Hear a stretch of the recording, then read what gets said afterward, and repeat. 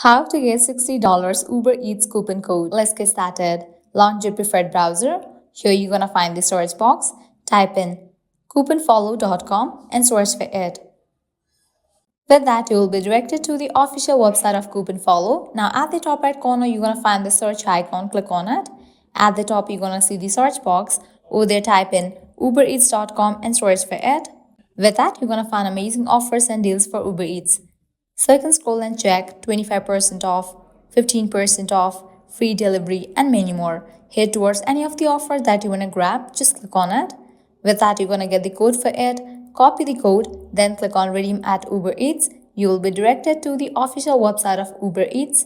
Now you can log into your account, browse through the menu, select the items that you want to order, and proceed to checkout. While in the checkout page, you're going to find the section of code. Over there, type in your code and confirm your order. With that, you'll get discount in your order. Likewise, you can also try out other offers, as in this page, you're going to find tons of offers and deals for Uber Eats.